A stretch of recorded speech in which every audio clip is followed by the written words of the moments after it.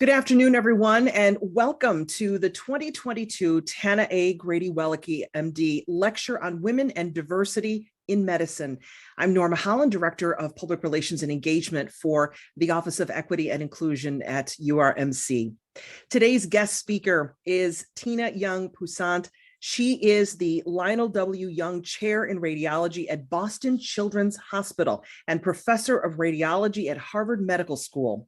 Dr. Poussant is also Principal Investigator and Director of the Neuroimaging Center of the NIH-funded Pediatric Brain Tumor Consortium. She's also Director of Boston Children's Hospital Neuro-Oncologic Imaging. Her late father, the late Lionel W. Young, was the first Black radiology resident in the Department of Radiology at the University of Rochester Medical Center. He went on to establish the first pediatric radiology section in the Department of Radiology. So she comes from a legacy of excellence. Today's lecture is brought to you by the URMC Office of Equity and Inclusion and the Department of Imaging Sciences. This annual endowed lecture was established in 2011 to honor Dr. Grady Weliky, a former University of Rochester School of Medicine and Dentistry Senior Associate Dean for Education and Department of Psychiatry faculty member. She was nationally recognized as an expert in medical student education and in the treatment of women's mental health disorders. Some housekeeping for you all today. Today's event is being recorded.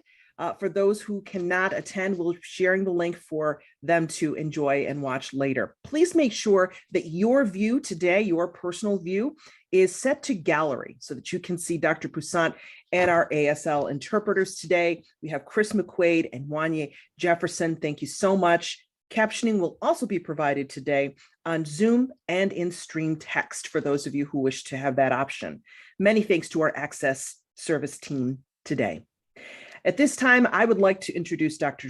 Jennifer Harvey, Chair of the Department of Imaging and Sciences, to say a few words before we begin today's lecture. Dr. Harvey? Thank you, Norma. I really would like to just talk about the importance of Dr. Poussant's father, Lionel Young, to our department.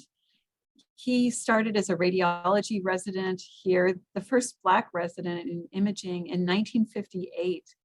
And after residency, he left for a few years and came back and was on faculty from 1965 to 1975, where, as Norma had said, he really started the pediatric section at the University of Rochester, one of the first in the country, really. It's pretty amazing. He went on from there to, he's clearly a builder. So he went on to be chair at Akron Children's in Ohio. He went to Loma Linda in a leadership position, and ended at Boston Children's, where I understand that you two work together, which is really amazing. But it's so personal and interesting to me, the history of your father, and we're honored that you are speaking today. Thank you. So the floor is yours. Oh, thank you. I'm going to share my screen. And let me fix this.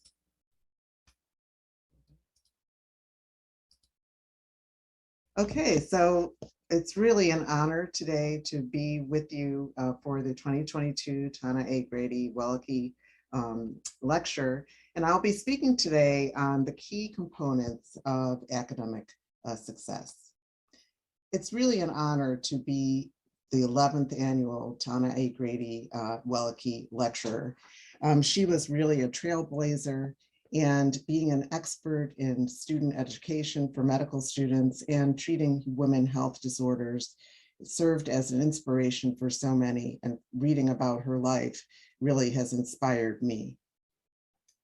Today, my lecture will have the following objectives: to identify and discuss the key components of academic success, with emphasis on the importance of excellence, of mentorship, of perseverance, and diversity. There's a concept called ikigai, which is a Japanese concept for meaning, a reason for being. And it's based on what you love, what the world needs, what you can be paid for, what you are good at. And this focuses on your passion, your mission, your profession, and your vocation. We all travel on different roads, and these roads are circuitous or different directions, but we all move straight line forward to doing something better for the world. I was born and raised in Rochester, New York at Strong Memorial Hospital. And the reason I was there was, as Dr. Harvey mentioned, my father was a pediatric radiology resident at the University of Rochester. My father was born in New Orleans, Louisiana, in the segregated South. He was the youngest of 4 siblings. His father was a postman. His mother was a teacher. He went through the segregated schools in New Orleans, Xavier Prep, and then for college, he went to St. Benedict's College in Kansas. He wanted to come back to New Orleans to go to Louisiana to go to medical school, but because of segregation, they told him he could not go there and that he could go to Howard University College of Medicine. And we see here this picture of my father when he graduated in the class of 1957. As mentioned, he was the first African-American radiology resident in the Department of Radiology at the University of Rochester Medical Center under Dr. George H. Ramsey. When I was a baby, I didn't like to sleep at night, and my mother would put me on my father's lap as he was reading his radiology books. This was probably my first exposure to science, and I basically would stay awake and study with him. He then was a resident in radiology, as mentioned, at Strong Memorial Hospital. Here's a picture from the residency class. And then he left there to be chair of radiology at the Portsmouth Naval Hospital, where he was there for approximately a couple of years. He then had a fellowship in pediatric radiology with Frederick Silverman, who was a leader in pediatric radiology at the time at Cincinnati Children's. And here's a picture of my father with 2 great leaders in pediatric radiology, Frederick Silverman and John Caffey. In 1965, he returned to the University of Rochester, and as mentioned, he established the first pediatric radiology program at the University of Rochester Medical Center. He was significantly a member of the Martin Luther King Committee at the University School of Medicine under Dean James Lowell Orbison.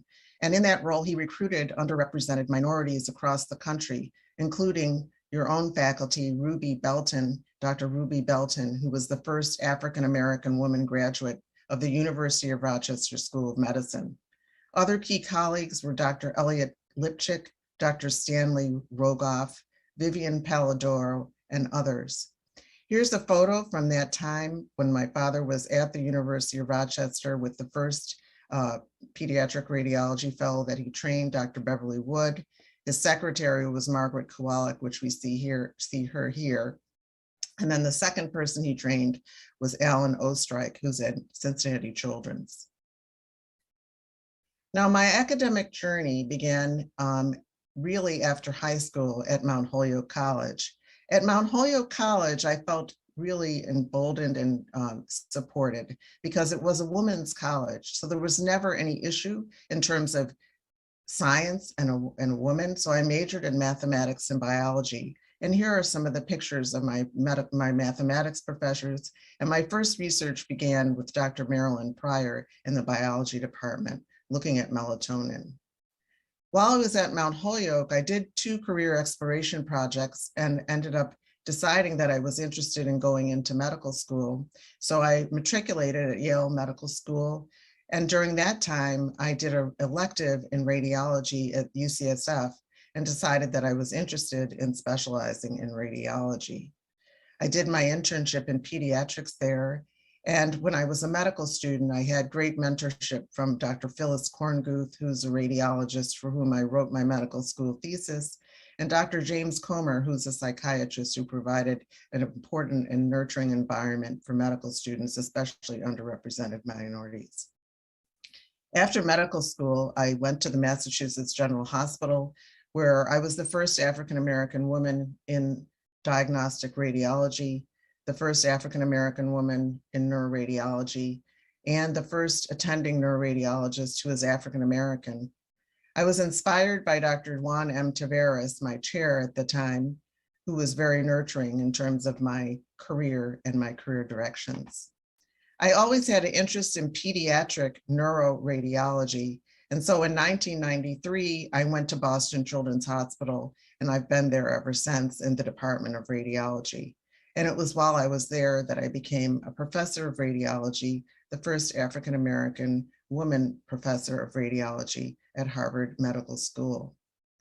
Now, I've had a wonderful academic journey, but there have been obstacles along the way. First is maintaining confidence to beat the odds and succeed, especially when not too many people look like you as an underrepresented minority woman. But I've learned that it's best to believe in yourself, trust your intuition, and persist. When I was in high school, I had a wonderful guidance counselor. She was enthusiastic, she was friendly, she was very supportive.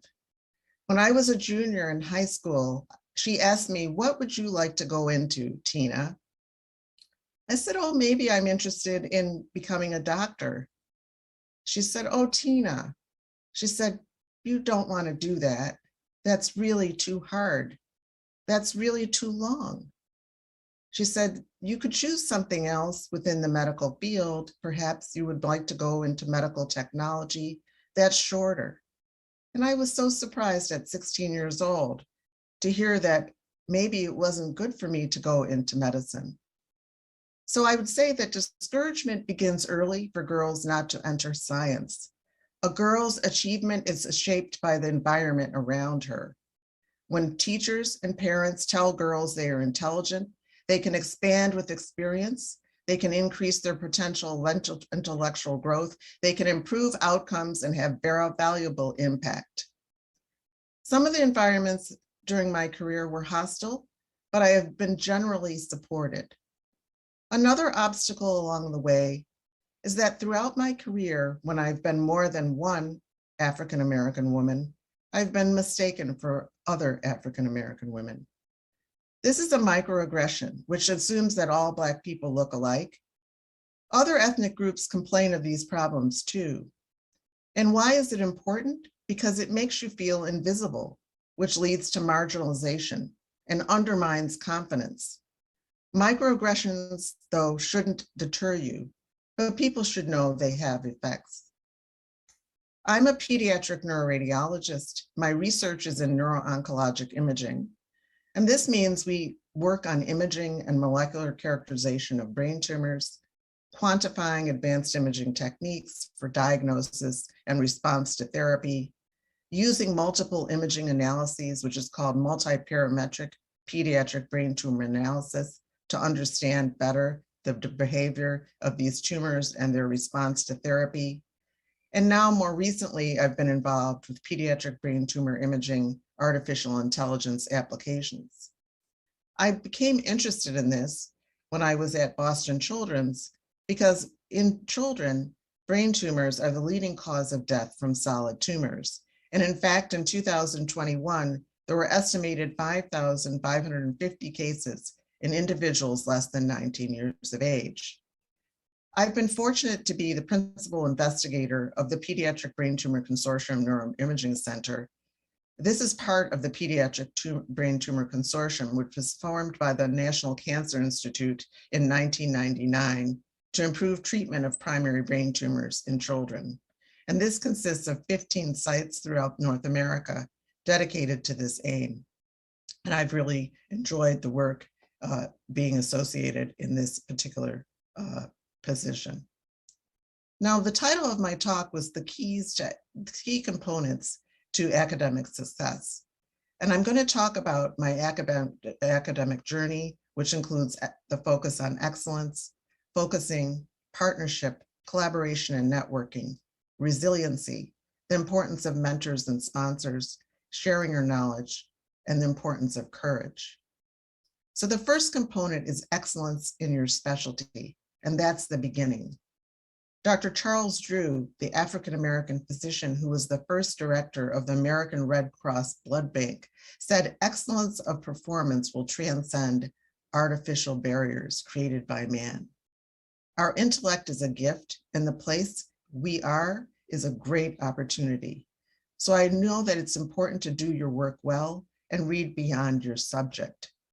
And therefore, we are able to care and serve our patients, our families.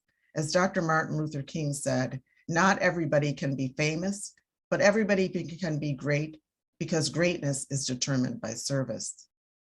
Another key component to academic success is focusing, taking a broad approach to a topic and then refining an area of interest. When you talk about focus, it's very important to follow your curiosity and your passion, because by following your curiosity and passion, you will be able to make an impact and you will be able to have a legacy. Albert Einstein said, the important thing is not to stop questioning. Curiosity has its own reason for existing.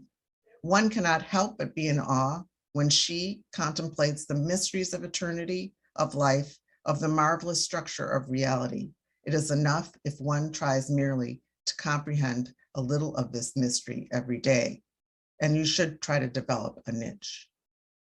One of the key components of the successful academic journey is also collaborating, and interdisciplinary collaboration is key.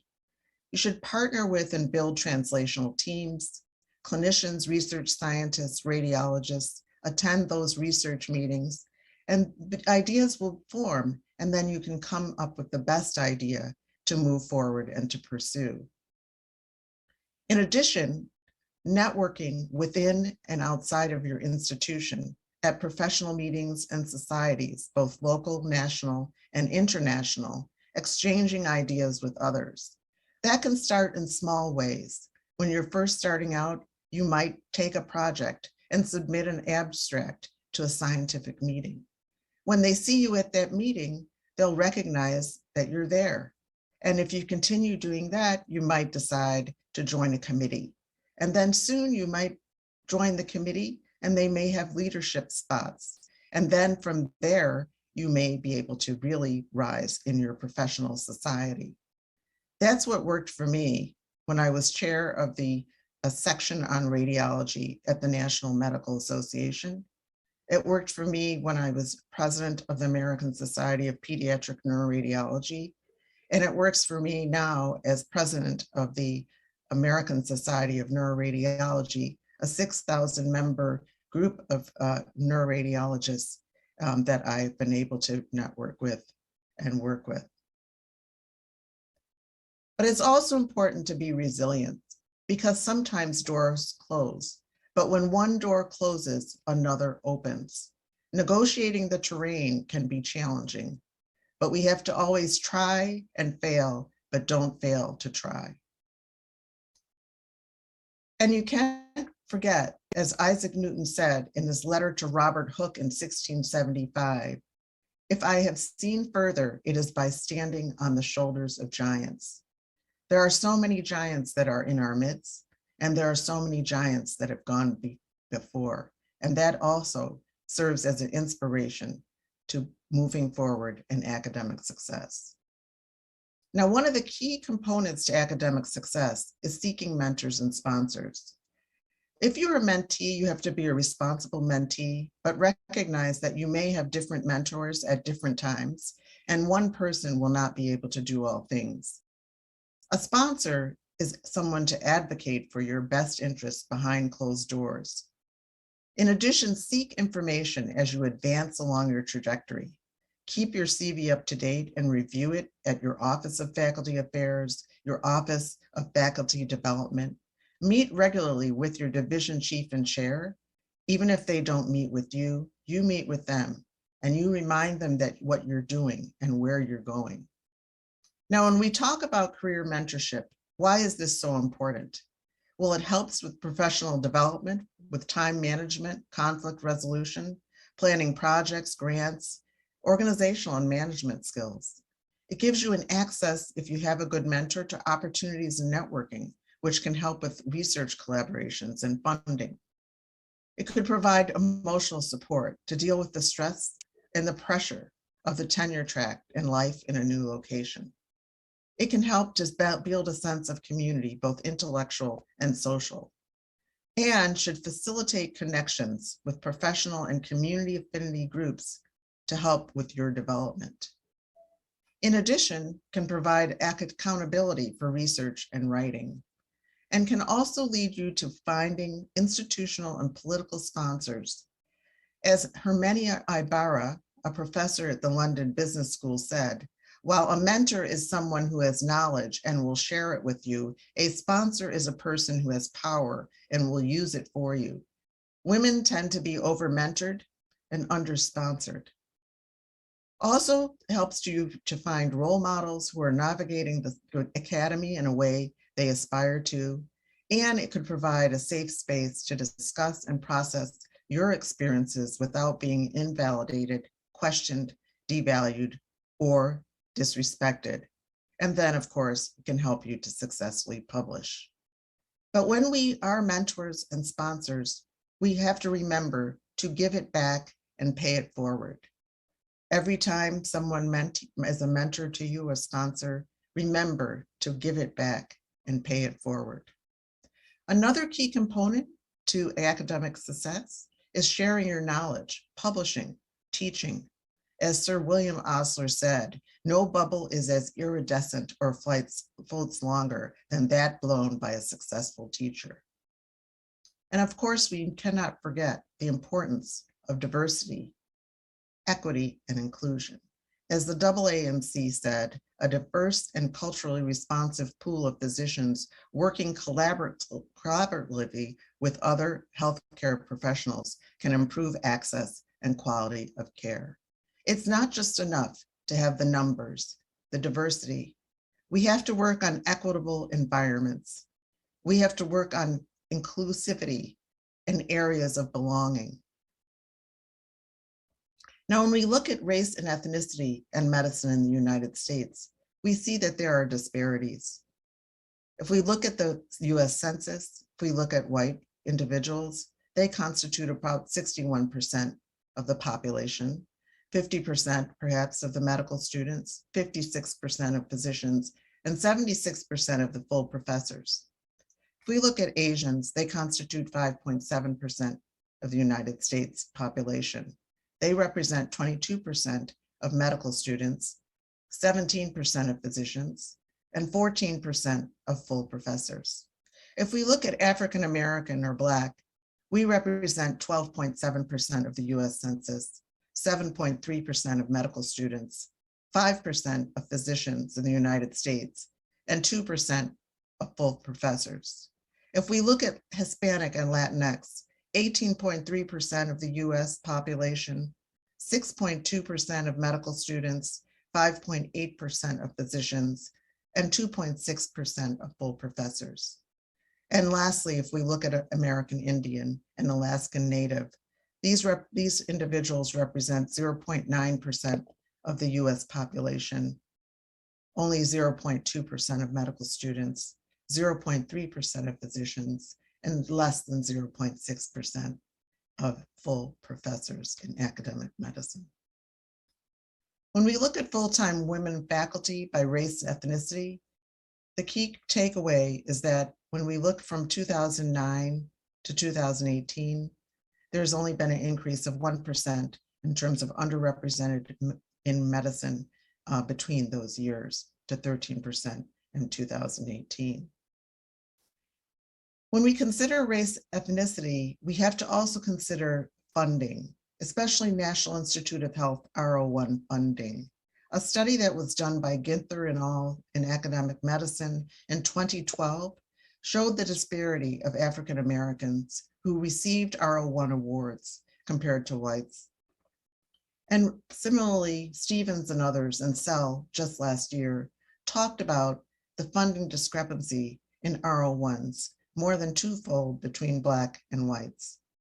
When you consider that the NIH budget is over $50 billion, there needs to be some amount focused on equity policies. And this would be approximately, according to this article, $32 million. When we look at how these NIH funds are dispersed, it starts with a group of people. Many of these people become discouraged and they exit academia. Finally, they get to the review, but for some reason they are excluded. And this leads to groupthink because there is no diversity. And what they propose in this article is that NIH racial funding equity must occur. There should be equity policies when you look at the applicants. And when you get to the reviewers, there must be consideration for diverse teams, diverse populations. And with that, we can then climb further and deal with increased innovation and creativity in terms of NIH and funding for R01 grants. Now, there are retention issues when we look at race and ethnicity. Underrepresented minorities tend to have lower rates of peer-reviewed publications. They are less likely to be promoted and retained in academic careers. They're more likely to serve in multiple roles as representatives of their race or ethnicity on committees and programs and institutions.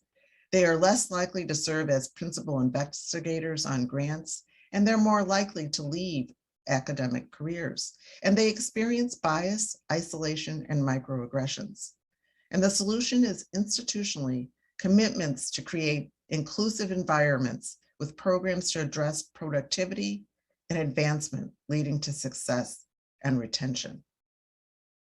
Now, if we look at women in academic medicine, according to the latest AAMC report in 2020, fortunately, women constitute 51% of medical school applicants. They represent 48% of medical school graduates, 46% of residents, and 41% of faculty in medical schools. However, when we get to the higher echelon of academia, they only represent 29% of division chiefs, 25% of full professors, 34% of senior associate deans, and only 18% of department chairs and deans. So there's a gender disparity when it comes to leadership in academic medicine that has to be changed. A recent study in 2020 in the New England Journal of Medicine looked at 560,000 nearly graduates from 134 US medical schools between the time of 1979 and 2013. And this article found that women physicians at academic medical centers are less likely than men to be promoted to the rank of associate or full professor, or to be appointed to department chair, with no narrowing of the gap over time. Another article by Raj et al. In Academic Medicine in 2016 looked at 2,400 subjects at 28 US medical schools. They did a 17-year follow-up. The majority were white physicians. 30% of them were generalists. Medical subspecialists represented 33%. And women were less likely to hold the rank of professor, with a significant p-value of less than 0.0001, a lower rate of publication, and a lower H index. What are the retention issues for women in academic medicine? Well, they're the demands of burden of family responsibilities. There's the childbearing timeline, and there's a lack of mentorship and sponsorship. Less available time is present for research, for clinical practice, and teaching for women. And there is a higher proportion that are in the clinical and teaching track compared to research. Women encounter gender bias. There's implicit bias, and there are structural barriers, even in 2022. There's the issue of sexual harassment, most often gender harassment, but also sexual coercion and unwanted sexual attention. And there are microaggressions that women encounter. And then when we look at grant funding, women receive grant funding at lower rates. And the solution is an institutional commitment to creating an inclusive environment with programs to address productivity, advancement, leading to success and retention. Now, what happens when we look at women among editors-in-chief of the leading medical journals? Well, in 2021, these investigators reported this study, and they found that women are underrepresented, 1 in 5, as editors-in-chief of the top-ranked medical journals. So there's a disparity also in this area that needs to be addressed.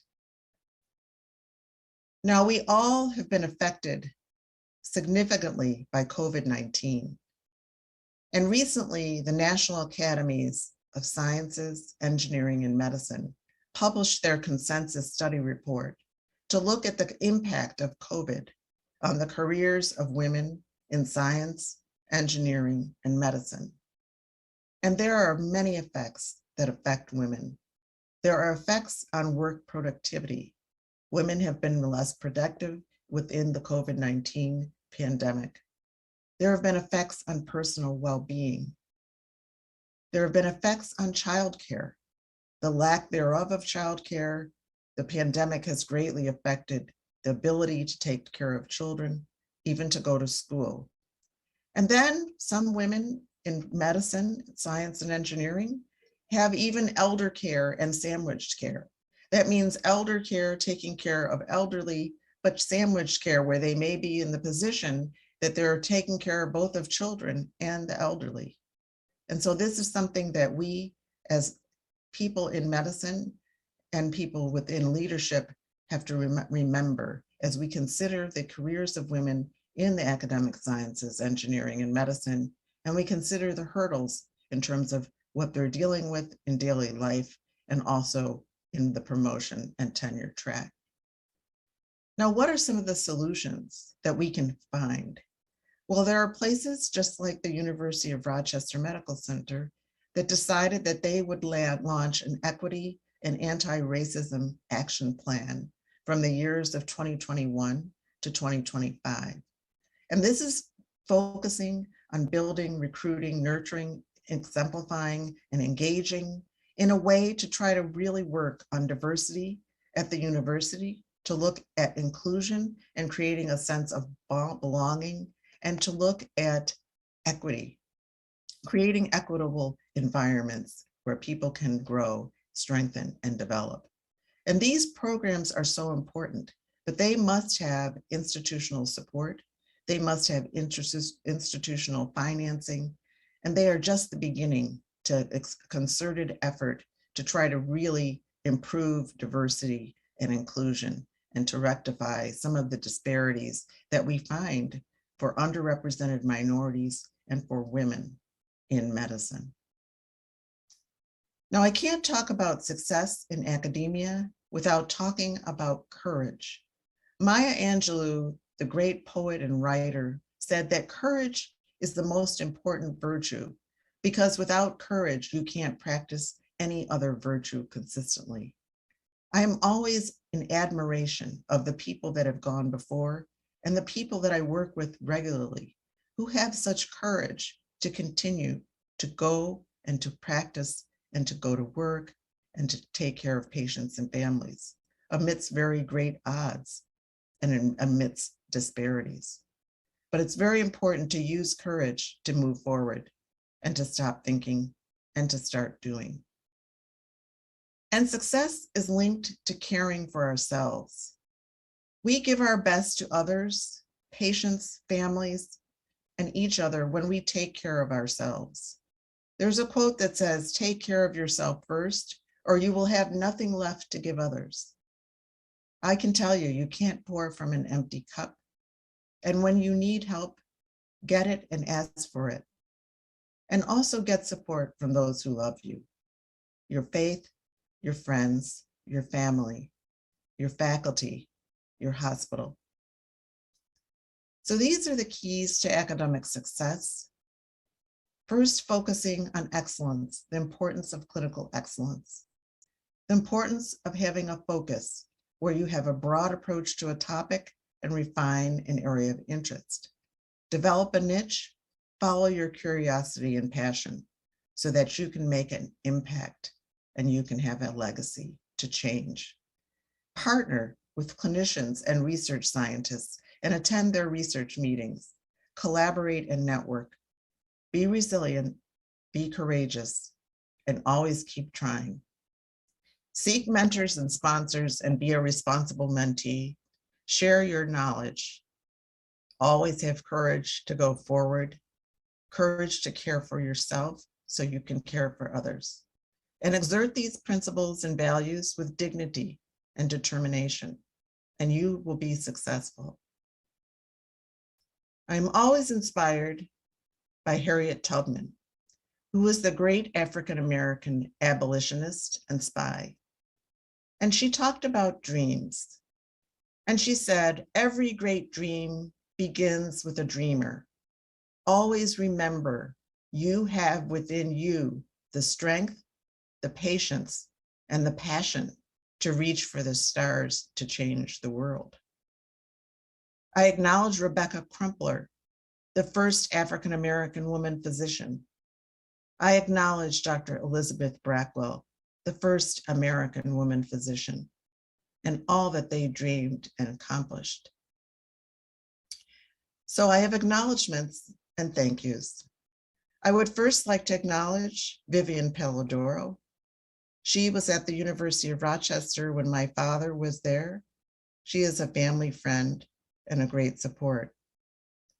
I would like to also acknowledge Dr. Mark Taubman, the Dean at the University of Rochester Medical Center, for responding when I sent a letter to him asking if there was a way that my father could be recognized by the University of Rochester. And he kindly connected me to Dr. Jennifer Harvey, the chairman of radiology, the chairperson of radiology. And she connected me also to Karen Pennington. And so we were able to have an acknowledgement of the impact my father had at the University of Rochester Medical Center, as well as pediatric radiology on the website for the radiology department. That collaboration then led me to meeting Meredith Gazzo. Meredith Gazzo is their curator, the librarian for the rare books and manuscripts in the minor library of the University of Rochester Medical School. And we are so pleased, my family, that the University of Rochester School of Medicine and the minor library, through the efforts of Meredith Gazzo, accepted my father's papers, many papers that will be kept in posterity and housed at the University of Rochester Medical Center, a place that he loved and valued, and the place he got his beginning and led to his great success. I also would like to thank Dr. Adrian Morgan and Norma Holland for their efforts to foster diversity, equity, and inclusion, for their continued commitment to make sure the work gets done. And last but not least, I thank my family and I thank my parents. They are the wind beneath my wings. And I thank you for your attention.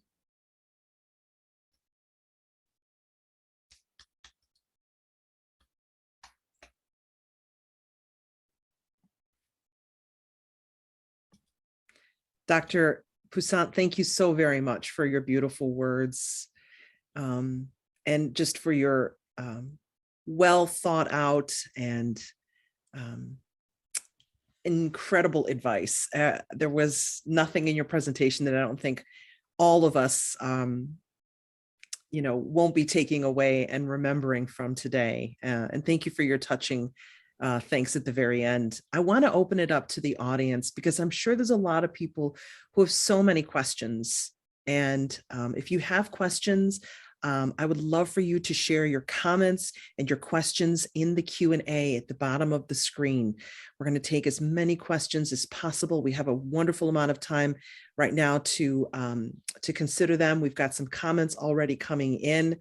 Heidi Beck-Schwartz says, Tina, what an inspiring talk. Jennifer Redland says, thank you. So if those of you with questions would like to start, one question I had was when I did an interview with you about your lecture today, I asked you about the name of your chair. So you're the Lionel W. Young Chair in Radiology at Boston Children's Hospital. And I wanted to know how that came about for the audience, because I think what a wonderful way to pay tribute to your dad. Oh, yes. Well, yeah. Thank you for that question. In 2020, or maybe it was 2019, actually. In 2019, I was approached by the chairman of my department, Dr. Richard Robertson at the time, who said that the hospital wanted to acknowledge my contributions to radiology and medicine by giving me an endowed chair, or selecting me to get an endowed chair. And so in that process, it came up as what could the chair be named? And I thought that it would be only fitting that it be named after my father, who passed away in 2019. And so that his legacy would always be perpetuated forever.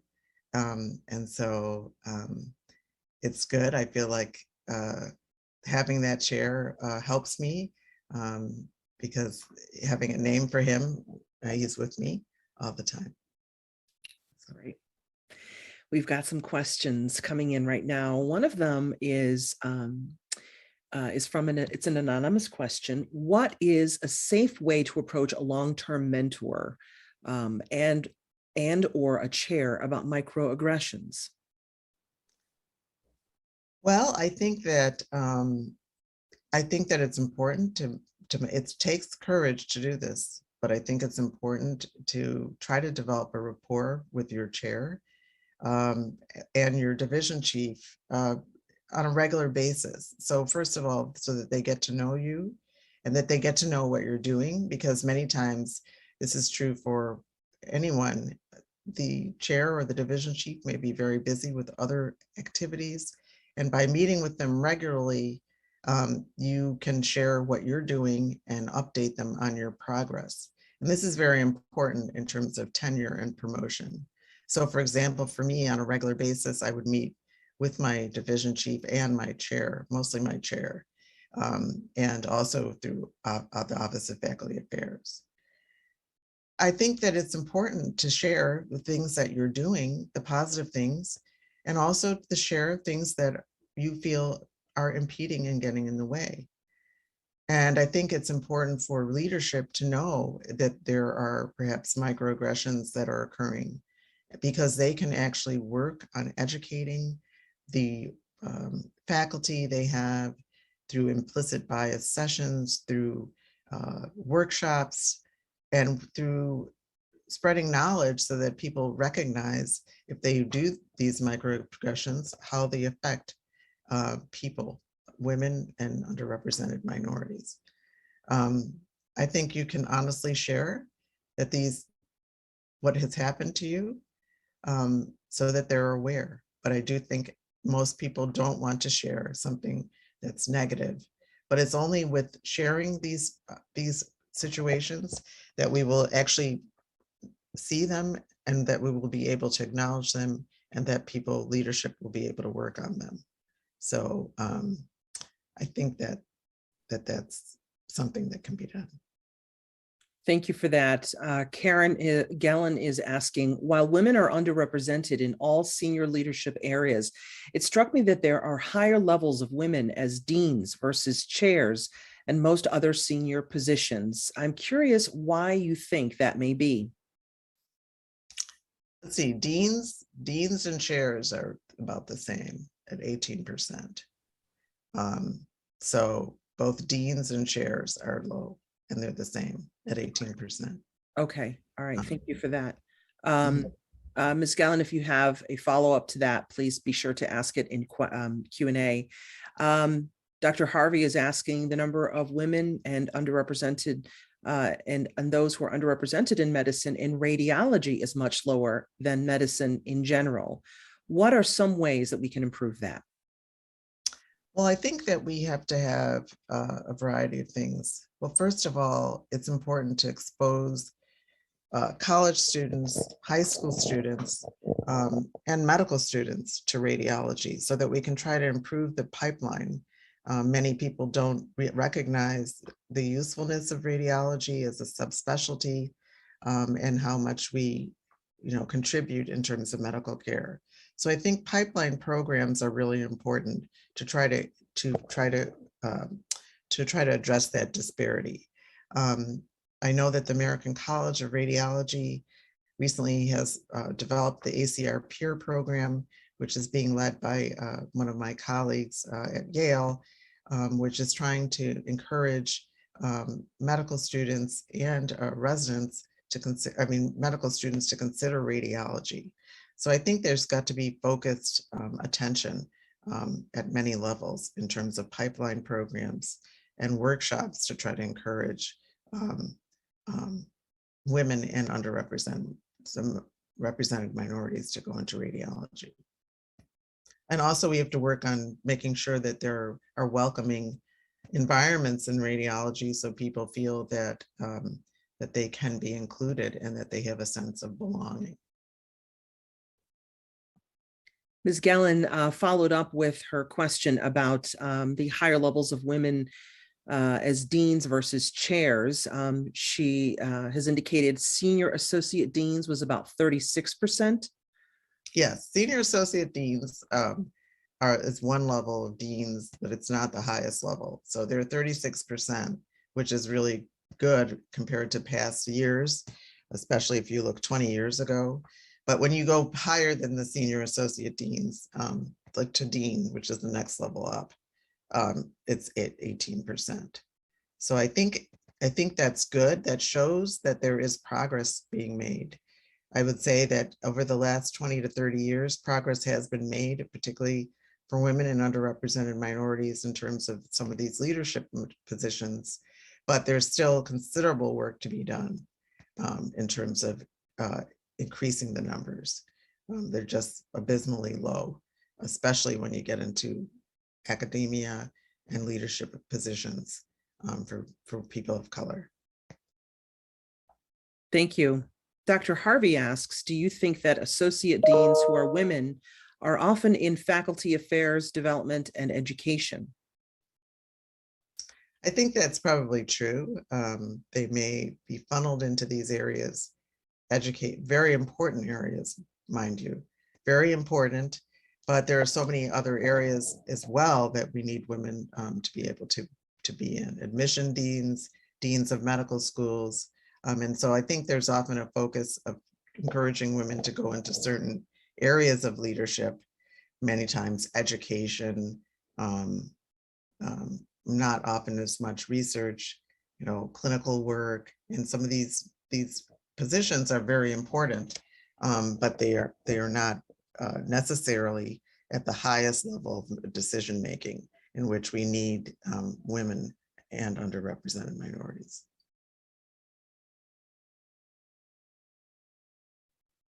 Sorry, Oh, I'm sorry.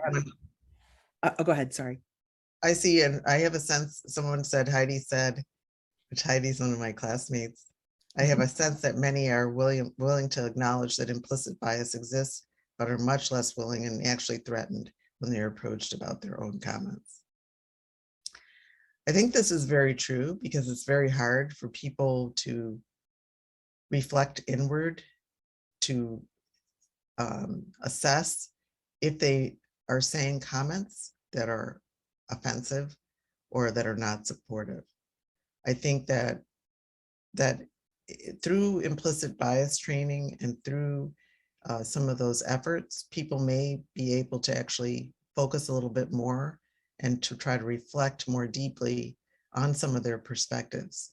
But that requires a great deal of education, and it does require a willingness to acknowledge, and many people might be defensive and don't want to actually take responsibility if they actually have participated. They want to think that they are progressive, and there certainly are progressive people that exist in all of these institutions. However, in terms of really creating that feeling of belonging, feeling like you are supported in your environment and that people care that you move forward and are supported, we have to do a much better job in terms of real attempts at making these environments more inclusive in that regard. Many people just become discouraged and they say, well, I'm not going to stay in this kind of environment. They leave for various reasons. I've seen it happen with some of my colleagues. They've left for industry. They've left for other avenues aside from academics. and they become disgusted and they become very disappointed. So we really, though, have to keep trying and try to improve this in the years ahead. And we have real challenges because we have an environment that's been allowed to develop within the United States currently in terms of lack of tolerance for many, many different kinds of people. Thank you for that, Dr. Jamie asks, topics in DEI are in the forefront of many minds now. How do you think mentors and the new generation of mentees entering the position of mentors can maintain the momentum we've gained recently? How can we continue being proactive and not just talk about these issues and spout statistics? Well, I think that we have to partner together in groups, first of all, for support, but also greater than one groups of people focused on these areas. These areas will help things to advance forward. So I think that we have to really, it's true that in the recent years, there's this very popular topic, but we have to really make sure that groups get together and try to do the hard work of trying to improve the statistics and improve the opportunity. It's a great opportunity in medicine and in science for underrepresented minorities and for girls, for people everywhere to get involved. And this is an opportunity. We need this for the care of the nation, in particular for healthcare to be distributed equitably throughout the country, rural and urban areas, as well as different communities of color. So I think we have to keep trying and work together, joining in groups and initiatives and keeping it on the forefront in terms of an important area to be pursued. The topic of mentors and mentees is just fascinating in your take on, under, what was it, under or over mentored and under sponsored, I think was really an interesting point you made.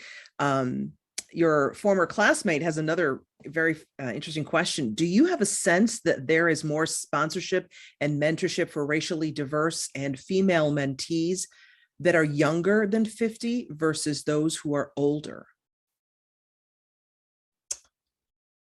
Let's see.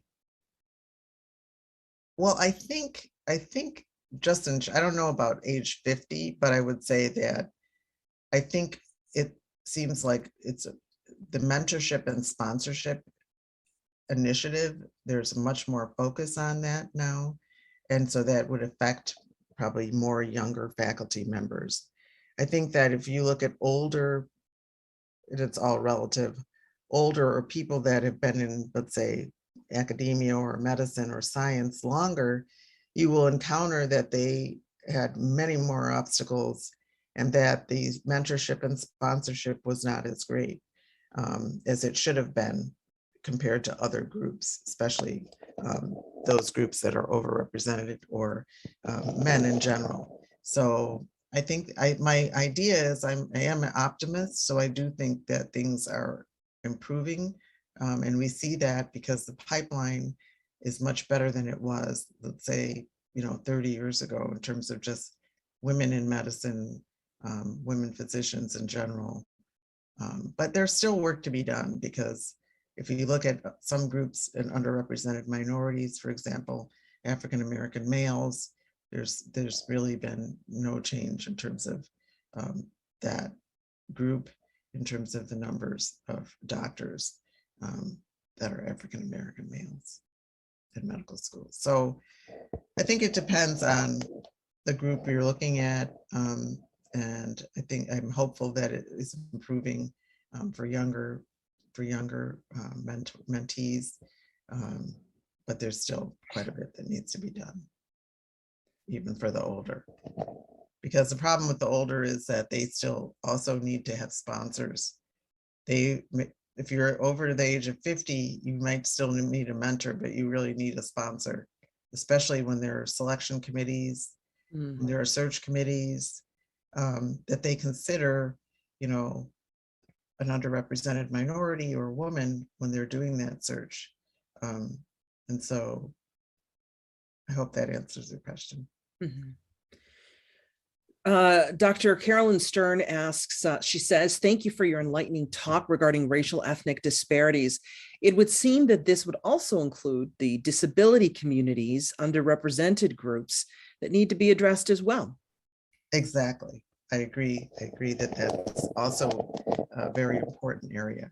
And they too have experienced discrimination. The people with disabilities in a similar way that underrepresented minorities have as well.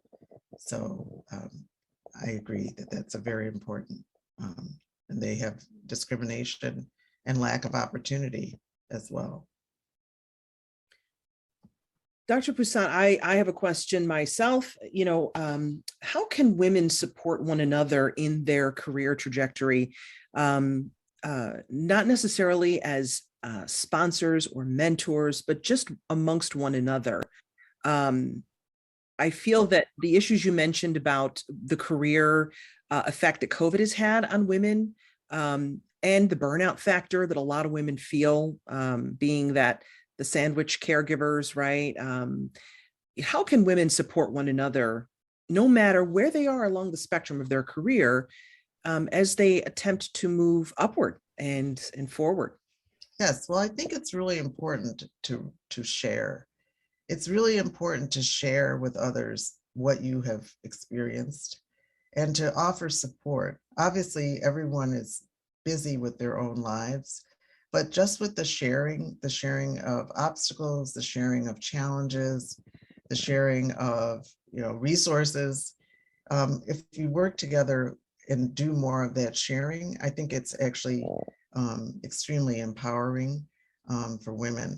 And I think many times we become siloed with what we're doing, and we feel that sharing obstacles, is some sort of a weakness, but it actually can be empowering and strengthening, because you will find that, many other people are experiencing what you may be experiencing, and they may have ways of actually helping in terms of solutions that they use that you could use as well. So I think it's really important to try to reach out, but also to be willing to share and to be honest in that sharing.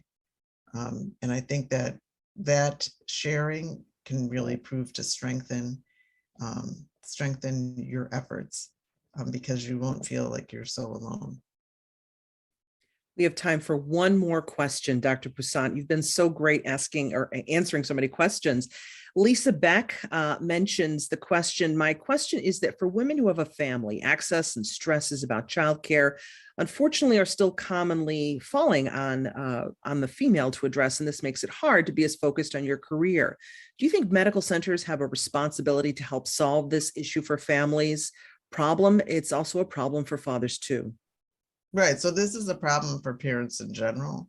And I think that it's really important, if you're going to be a comprehensive medical center where you're really trying to create a community of belonging and a community that cares, that this should be incorporated into medical centers as something that affects the employees that they have, their physicians, or even any employee that's within the medical ecosystem will have stresses related to childcare.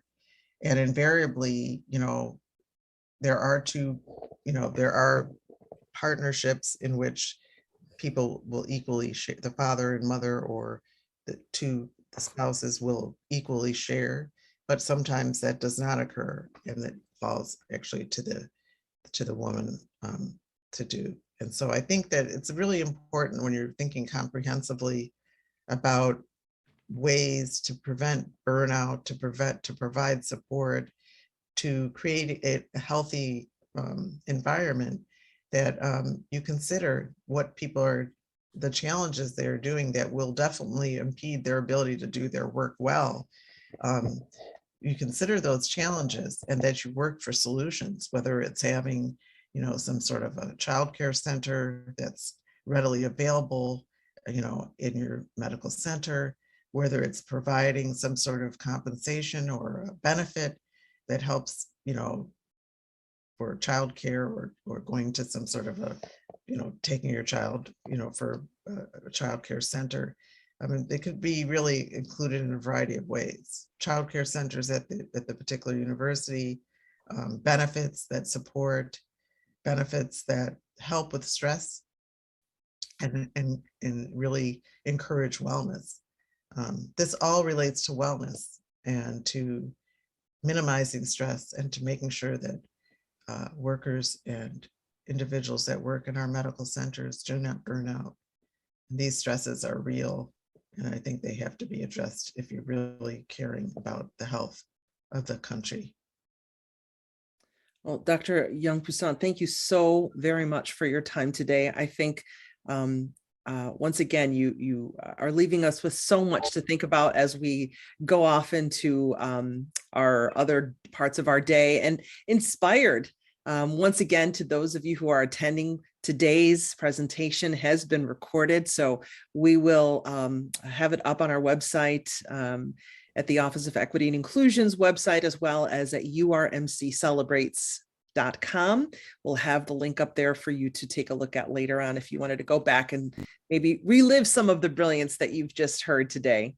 Well, I would just like to thank you, and to thank your office, and to thank everyone I mentioned in my slide for this opportunity. It's really been eye-opening for me to prepare for, and it's always good to share with you. And I really hope that you continue the efforts of diversity, inclusion, and equity, and it will make the community stronger. And then we can work on some of these issues, and perhaps in time they'll improve. That's so wonderful. Thank you very much. Thank you again. Yes, very inspiring lecture today, and hopefully you'll take some of this with you as you go to the rest of your day or other parts of your day. But again, have a wonderful rest of your day, Dr. Poussin, and we look forward to hosting you back home in Rochester in the future when it's safer to do so, because we'd love to have you come back and maybe revisit parts of the city that you haven't been to in a while. Yes, that would be wonderful. I'll look forward to that. I All really right. do. Okay. Excellent. Have a wonderful day, everyone. Have a We hope great you have a day. great day. Yes, you too. Bye-bye now. Bye-bye.